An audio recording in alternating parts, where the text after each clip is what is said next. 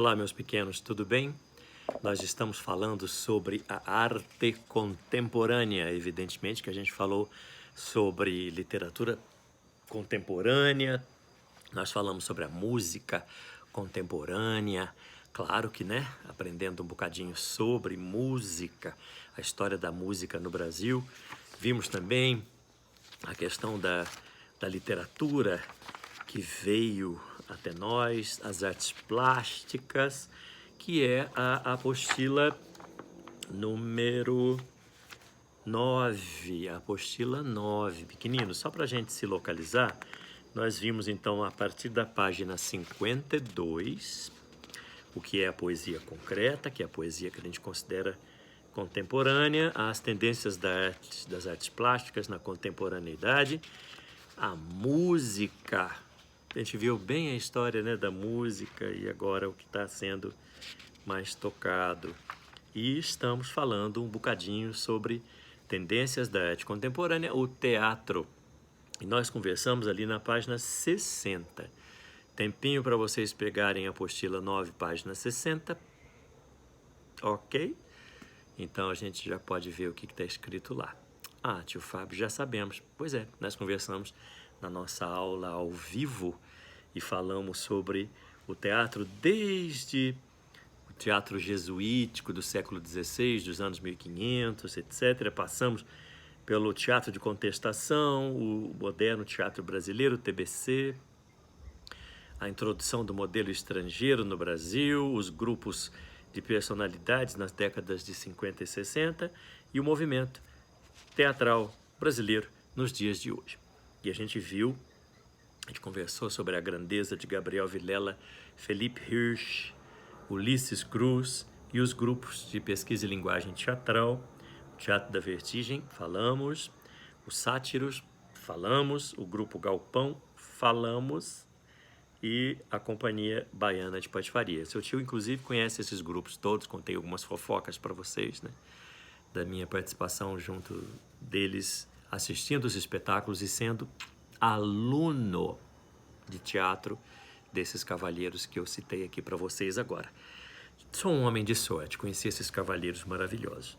E nós temos na página 61 um texto que mostra como que é o texto teatral, né? Lições de motim. E a gente tem a ideia de como que se escreve um texto teatral. Gente, bastante óbvio, né? E o seu tio já vai dar a resposta da questão primeira, que é a gente tem no texto teatral o discurso direto, a primeira pessoa que fala, né? O eu é quem fala, o personagem é quem fala, e a gente tem as rubricas, que são as observações que podem ser passadas para o ator que está encenando o personagem, para o diretor que está fazendo a cenografia toda do espetáculo. E logo abaixo nós temos uma foto linda, linda, linda de um espetáculo maravilhoso que seu tio também viu, assistiu, que é Romeu e Julieta, do Grupo Galpão, que é um grupo extraordinário de Belo Horizonte, de Minas Gerais, e eles são encantadores. Não tem uma única criticazinha que eu poderia fazer com relação à atuação desse grupo. Crítica negativa, né? É claro que os elogios são tantos que nós passaríamos o resto da aula fazendo. Vou fazer um bocadinho já, mas eu gostaria que a gente percebesse a fala da primeira pessoa e as rubricas que a gente vai ter nesse primeiro texto aqui para a questão 1. Vamos ler? Dá lá no alto da página 61 com o seu tio, lições de motim. Dona Cotinha, percebe? Então já está dizendo que é a personagem que vai falar, né? Dona Cotinha. É claro, só gosta de solidão quem nasceu para ser solitário. Só o solitário gosta de solidão.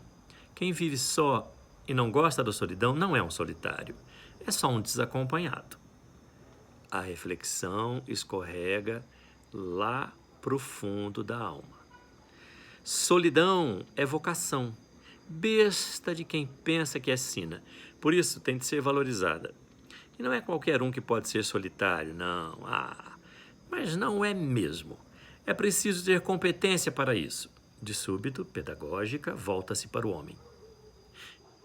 É como poesia, sabe, moço?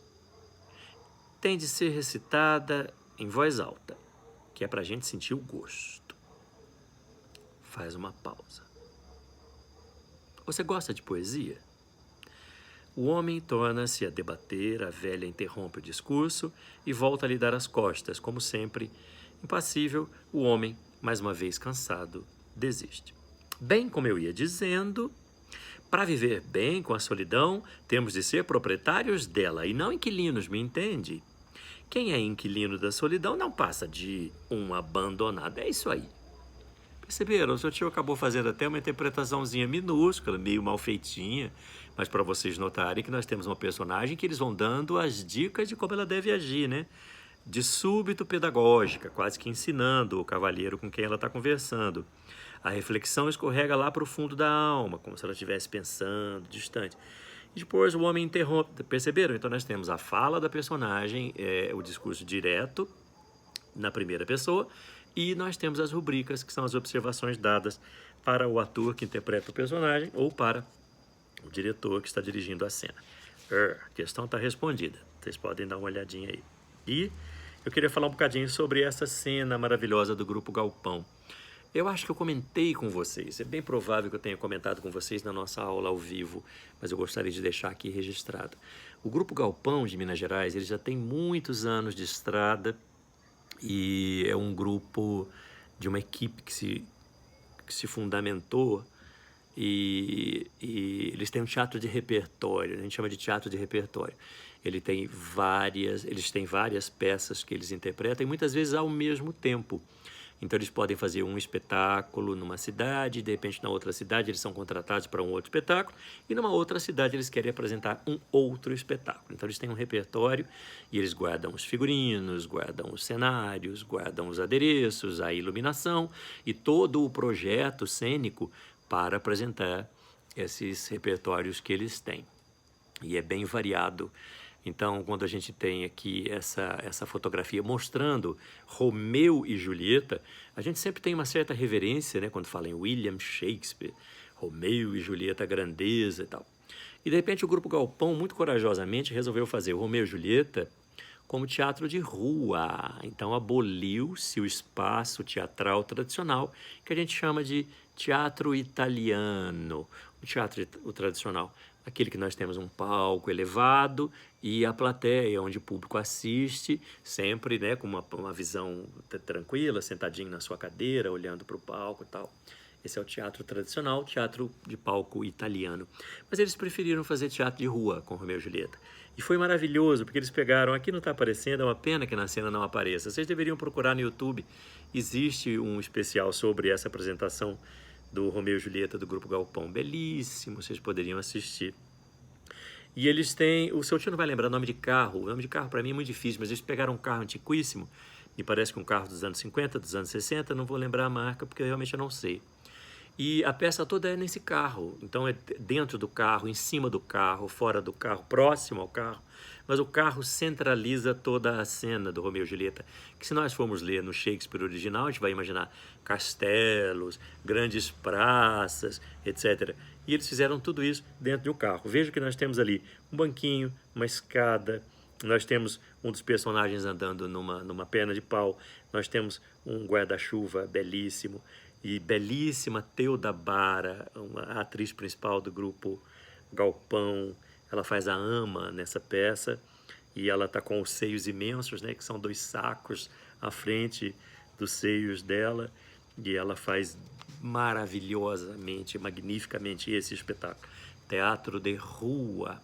E eles fazem como o teatro tradicional que veio lá da Idade Média, quando tinha aquela comédia dell'arte que seu tio contou para vocês lá no primeiro ano, que aqueles carroções que saíam de cidade em cidade fazendo apresentações teatrais nas praças das cidades, e porque não havia teatro, na Idade Média era tudo muito contrário, a igreja predominava, então eles não queriam que tivesse o teatro tradicional, o teatro italiano, e os palcos todos, que inclusive vieram da Grécia, vieram de Roma, destruíram os teatros. Então essa moçada dessas trupes teatrais, esses saltimbancos que iam de cidade em cidade nesses carroções, fazendo essa comédia dell'arte, que era uma comédia de costumes muito crítica, e muitas vezes crítica à igreja e crítica aos personagens da cidade, que eles inclusive buscavam alguns típicos para acrescentar nas comédias para botar o dedo na ferida.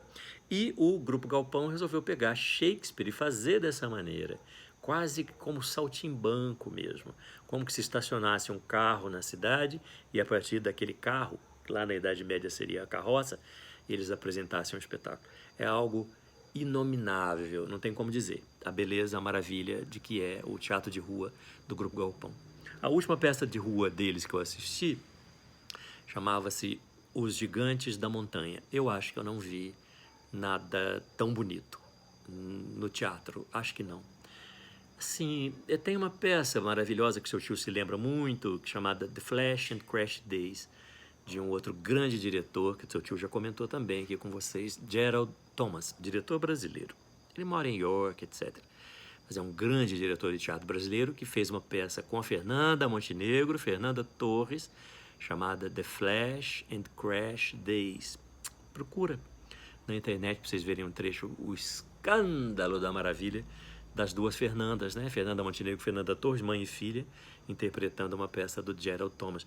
Agora, acho que se equipara ao que eu vi nos Gigantes da Montanha, que também vocês vão encontrar no YouTube, talvez trechos, às vezes o Grupo Galpão disponibiliza a peça toda para vocês assistirem. Não sei se tem algo mais bonito do que aquilo. É de um autor italiano chamado Pirandello.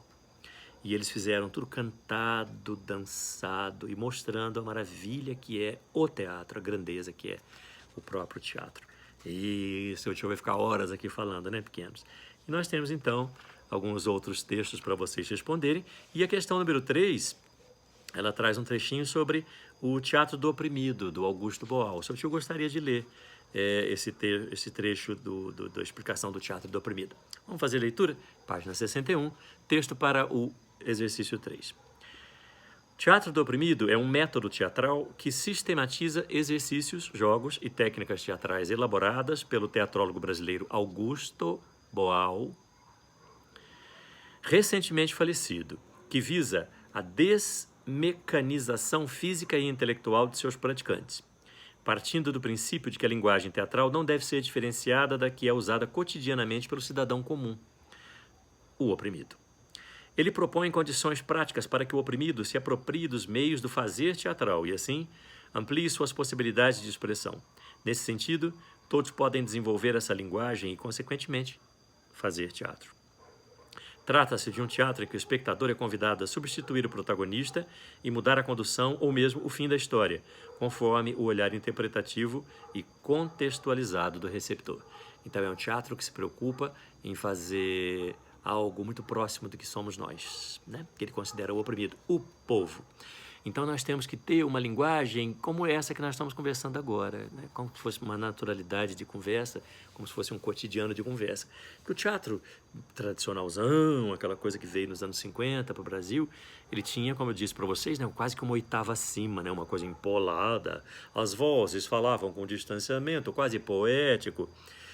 E esse teatro ficou datado, cafona, parece que não atingia o público, não falava do cotidiano, da vida das pessoas. E o Boal fala, não, isso tem que ser abolido, a gente tem que falar com o povo, para o povo, junto com o povo. E democrático, extremamente democrático. E foi importante o Teatro do Oprimido nos anos 1960, nos anos da instauração da ditadura militar no Brasil. O Boal foi importantíssimo para isso. E ele foi estudado no mundo inteiro, ele é estudado no mundo inteiro. Ele morou boa parte da sua vida fora do Brasil, mais no final da vida, mais na maturidade dele, explicando o seu método e instituindo o seu método pela Europa e Estados Unidos e vários lugares do mundo. São importantíssimos, tá? Então, no Brasil, nós temos coisas extraordinárias no teatro. Se você não pode assistir, pelo menos veja no YouTube. Procura saber, tá bom? Um grande beijo para vocês, até a próxima aula.